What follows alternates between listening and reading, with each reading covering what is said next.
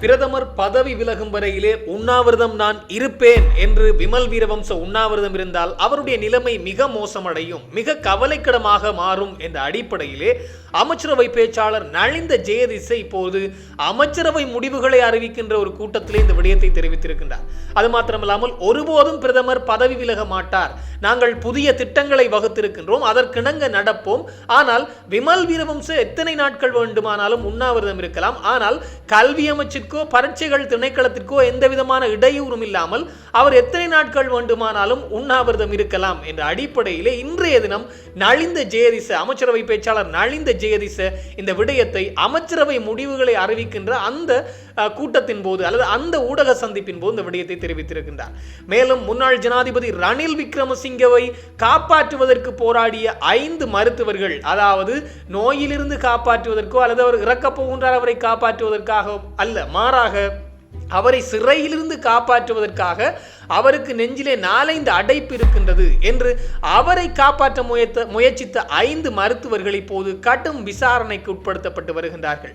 இந்த விடயங்கள் பற்றித்தான் இந்த தொகுப்பினூடாக முழுமையாக பேசப் போகின்றோம். அன்புறவுகள் எல்லோருக்குமே வணக்கம். விமல் வீரவம்ச இந்த உண்ணாவிரத போராட்டம் இன்றைய தினம், அதாவது 24 மணித்தியாலங்கள் கடந்து விட்டது, அதாவது 2வது நாளாகவும் இந்த உண்ணாவிரத போராட்டத்தை இந்த விமல் வீரவம்சம் முன்னெடுத்து வருகின்றார். நேற்றைய தினம் இரவிலும் இந்த உண்ணாவிரத போராட்டம் இடம்பெற்றிருந்தது. ஒரு 7 பேர் தான் அந்த இடத்தில் இருந்தார்கள் என்பதுதான் மிக மிக முக்கியமான விடயம். மொத்தமாக அங்கங்கே நிற்கின்றவர்கள் ஊடகவியலாளர்கள் எல்லாரையுமே திரட்டி பார்த்தால் ஒரு 20 பேர் அந்த இடத்தில் இருப்பார்கள். அதுவும் நேற்றைய தினம் உண்ணாவிரத போராட்டத்தின் போது கிட்டார்களை வைத்து வாசித்துக் கொண்டு பாடல் பாடியபடியே உண்ணாவிரத போராட்டம் விடிய விடிய தொடர்ந்து இருப்பதாக சொல்லப்பட்டிருக்கின்றது. அதோடு உண்ணாவிரத போராட்டத்தில் இருக்கின்ற இந்த, அதாவது உணவு தவிர்ப்பு போராட்டத்தில் இருக்கின்ற விமல் வீரவம்சனுடைய முகத்திலே எந்த களைப்பும் இல்லை என்பதுதான் மிக முக்கியமான விடயம். ஒருவேளை இரவில் ஏதும் சாப்பிட்டு விட்டாரோ, கடந்த 2010ஆம் ஆண்டை போன்று இந்த லெமன் பப் பிஸ்கெட்டை சாப்பிட்டு விட்டாரோ என்ற அடிப்படையில் இப்போது அவர் மீது தென்னிலங்கை சிங்கள சமூக வலைத்தளங்கள் இந்த விடயம் தீவிரமாக விமர்சனமாக முன்வைக்கப்பட்டு வருகின்ற விடயம். அநேகமானவர்கள் அவர் சார்ந்த செய்திகள் வருகின்ற போது RIP என்று சொல்லப்படுகின்ற, அதாவது ரெஸ்ட் இன் பேஸ் என்ற அடிப்படையிலே அவருக்கு அந்த குறியீடுகளை, ஆங்கில எழுத்துக்களை அங்கே போட்டு விடுகின்றார்கள், பின்னூட்டல்கள் என்பதுதான் மிக மிக முக்கியமான விடயம். காரணம், அந்த அளவிற்கு விமல் வீரவம்சம் மீதும் இந்த அரசாங்கத்தை எதிர்ப்பவர்கள் மீதும் மக்கள் வெறுப்பு கொண்டிருக்கின்றார்கள் என்பது உண்மையிலேயே இந்த அவர்கள் கொடுக்கின்ற இந்த கொமெண்ட்ஸ், அதாவது பின்னூட்டல்களில் இருந்து தெரிகின்ற ஒரு விடயமாகவே இருக்கின்றது. அப்படி இருக்கின்ற போதுதான் இன்றைய தினம் இந்த அமைச்சரவை முடிவுகளை அறிவிக்கின்ற ஊடக சந்திப்பு இடம்பெற்றது. இதிலே அமைச்சரவை பேச்சாளர் நலிந்த ஜெயதிச அவர்கள் இந்த விடயங்களை தெரிவிக்கின்ற போது ஊடகவியலாளர்கள் பல கேள்விகளை கேட்டிருந்தார்கள். அதிலும் விமல் வீரவம்ச தொடர்ச்சியாக போராட்டங்களை மேற்கொண்டு வருகின்றார். இந்த போராட்டத்தின் காரணமாக பிரதமர் ஹருணி அமரசூரிய பதவி விலகுவாரா என்ற ஒரு கேள்வி முன்வைக்கப்பட்டிருந்தது. இந்த கேள்விக்கு இந்த அமைச்சரவை பேச்சாளர் நலிந்த ஜெயதிச குறிப்பிட்டிருக்கின்றார், விமல் வீரவம்ச எத்தனை நாட்கள் என்றாலும் உண்ணாவிரதம் இருக்கலாம் அல்லது உணவு தவிர்ப்பு சத்தியாகிரக போராட்டத்தை செய்யலாம். ஆனால் கல்வி அமைச்சுக்கோ பரீட்சைகள் திணைக்களத்துக்கோ மக்களுக்கோ எந்தவித இடையூறும் இல்லாமல் அவர் எத்தனை நாட்கள் வேண்டுமானாலும் அந்த இடத்திலே போராட்டத்தை மேற்கொள்ளலாம் என்ற அடிப்படையிலே கொஞ்சம் நக்கலாகவே அந்த பதிலை சொல்லி இருக்கின்றார். அதோடு இன்றைய தினம் அந்த கல்வி அமைச்சை மறைத்து கூடாரங்களை அமைக்க முயற்சித்திருக்கின்றார்கள் விமல் வீரவம்ச தரப்பு. போலீசார் குறுக்கிட்டு அதனை புடுங்கிக் கொண்டு சென்ற விடயங்கள் எல்லாம், அந்த கூடாரங்களை அகற்றிய காணொலிகள் எல்லாம் வந்திருந்தது. கொஞ்சம் பரபரப்பு நிலை வந்தது. அதோடு பிரதமர் கல்வி அமைச்சிலிருந்து வெளியேறுகின்ற போது கூச்சலிட்டு இருக்கின்றார்கள், கூவடித்திருக்கின்றார்களாம் இந்த விமல் வீரவம்ச தரப்பு என்பதும் மிக மிக முக்கியமான விடயம்.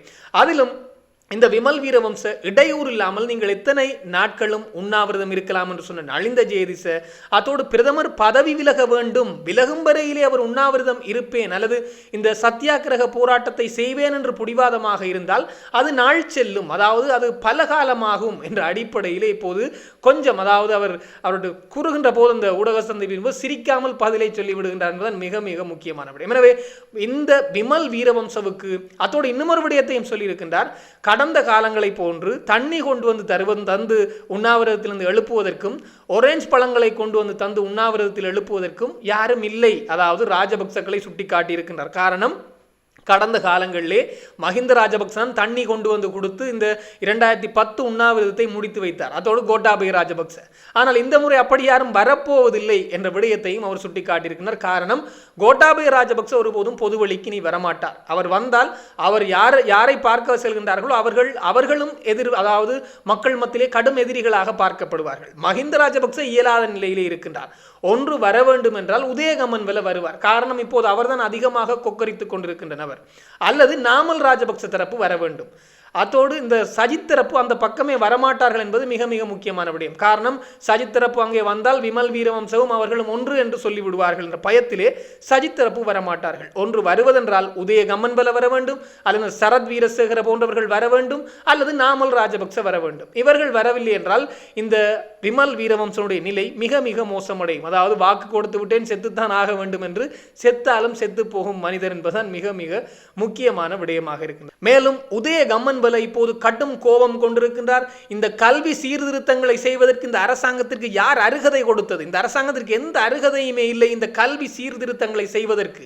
இந்த கல்வி சீர்திருத்தங்களை செய்ய வேண்டும் என்றால் மகாநாயக்க தேரர்களை சந்தித்திருக்க வேண்டும், கல்விமான்களை சந்தித்திருக்க வேண்டும், எல்லாரையும் சந்தித்து ஒப்புதல் பெற்ற பின்புதான் இந்த கல்வி சீர்திருத்தம் செய்யப்பட்டிருக்க வேண்டும். ஆனால் அப்படி செய்யாமல் தன்னிச்சையாக பிரதமர் ஹரணி அமரசூரிய இதனை செய்கின்றார் என்ற அடிப்படையிலும் இந்த கல்வி சீர்திருத்தம் நாட்டை நாசமாக்கப் போகின்றது, நாட்டை ஓரின சேர்க்கையாளர்களாக மாற்றப் போகின்றது, பிள்ளைகளை அதாவது பாடசாலை மாணவர்களை ஓரின சேர்க்கையாளர்களாக மாற்றப் போகின்றார்கள் என்ற அடிப்படையிலே பல விமர்சனங்களை அள்ளி எறிந்திருந்தார். அதோடு ஒரு சில பௌத்த பிக்குகளும் இதனோடு சேர்ந்திருக்கின்றார்கள் என்பதுதான் மிக முக்கியமான விடயம்.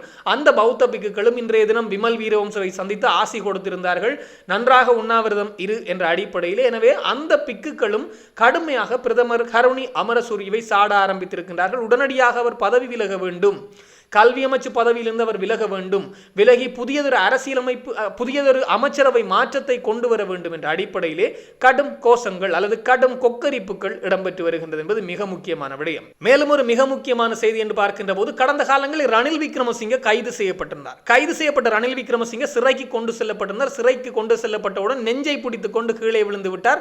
உடனடியாக சிறைச்சாலை மருத்துவமனைக்கு கொண்டு செல்லப்பட்டார். சிறைச்சாலை மருத்துவமனையிலே அவரை பரிசோதித்த பின்னர் திடீரென அவரை கொழும்பு தேசிய வைத்தியசாலைக்கு கொண்டு செல்லும்படி அங்கே உத்தரவிடப்பட்டிருந்தது. இதற்கிணங்க அங்கே கொண்டு சென்றிருந்தார்கள். அங்கு கொண்டு சென்ற பின்னர் தான் ரணில் விக்ரமசிங்கவை காப்பாற்றுவதற்காக பல மருத்துவர்கள் நாடகமாடியிருந்த விடயங்கள் இப்போது அம்பலத்திற்கு வந்திருக்கின்றது. அதிலும் இந்த ஒருவர் இப்போது பதவி நீக்கம் செய்யப்பட்டு விட்டார். ரணில் விக்ரமசிங்கவை காப்பாற்றுவதற்காக பெரும்பாடுபட்ட இந்த கொழும்பு தேசிய மருத்துவமனையுடைய பதில் பணிப்பாளர் பதவி நீக்கம் செய்யப்பட்டு விட்டார். ஏனையவர்கள் எல்லாரும் இப்போது சிக்கி இருக்கின்றார்கள். அதாவது ரணில் விக்ரமசிங்கவுக்கு நெஞ்சிலே 2-3 அடைப்பு இருக்கின்றது. இப்படியே விட்டிருந்தால் ரணில் விக்ரமசிங்கே செத்திருப்பார். இந்த உள்ளே கொண்டு வந்தனால் நீர்ச்சத்து இல்லாமல் போனது அவருக்கு. அப்படி பல பிரச்சனைகள் இருக்கின்றது. மூச்சு திணறல் திடீரென்று வருகின்றது. எனவே ரணில் விக்ரமசிங்கவை சிறையிலே வைக்க முடியாது, மருத்துவமனையிலான் வைக்க வேண்டும் என்ற அடிப்படையிலே பல தகவல்களை ஊடகங்களுக்கு அவர்கள் உடனடியாக சமூக வலைத்தளங்கள் ஊடகங்களிலே பரப்ப ஆரம்பித்து விட்டார்கள். இதனால் பொதுமக்கள் ஒரு சிலர், அதாவது நூற்றுக்கணக்கான பொதுமக்கள் ஒன்று திரண்டு வந்து ரணிலுக்கு ஆதரவாக அவர் சாக போகின்றார், இந்த அரசு எங்களை எல்லாம் இப்படித்தான் செய்ய போகின்றது என்ற அடிப்படையில் போராட்டங்களை செய்திருந்தார்கள். ஆனால் தற்போது அது தொடர்பாக விசாரணைகள் இடம்பெற்று வருகின்றது. இந்த ரணில் விக்ரமசிங்கவுக்கு உண்மையிலேயே நோய்வாய்ப்பட்டிருந்தவரா அல்லது இந்த மருத்துவமனையில் இருந்த மருத்துவர்கள் நாடகமாடினார்களா என்ற அடிப்படையில் விசாரணைகள் நடந்த போதுதான் இப்போது 5 மருத்துவர்களிடம் குற்ற புலனாய்வு திணைக்களம் விசாரணைகளை ஆரம்பித்திருக்கின்றதாம். ஒவ்வொருவராக அழைத்து வாக்குமூலம் புறப்பட ஆரம்பித்திருக்கின்றது. குறிப்பாக ரணில் விக்ரமசிங்கவுக்கு ஏதும் நோய்வாய்ப்பட்டிருந்தவரா அல்லது ஏதும் பிரச்சனை இருந்ததா என்பது தொடர்பாகவும் அல்லது போலியான அறிக்கைகள் வெளிவந்ததா என்பது தொடர்பாகவும் விசாரணைகள் மேற்கொள்ளப்படுகின்றதாம். இதற்கு காரணம் அதாவது ரணில் விக்ரமசிங்கே சாக போகின்றார், நெஞ்செல்லாம் அடைத்து விட்டது, அவருக்கு 2-3 அடைப்பு என்று சொல்லியிருந்தார்கள். ஆனால் அடுத்த நாளே அவர் அங்கிருந்த பணியாளர்களோடு புகைப்படம் எடுத்து செல்ஃபி எடுத்து விளையாடியதெல்லாம் தெரிந்தது. அதோடு தீவிர சிகிச்சை பிரிவில் இருக்கின்றார் ரணில் விக்ரமசிங்கே என்றால் அவர் புத்தகம் படிக்கின்ற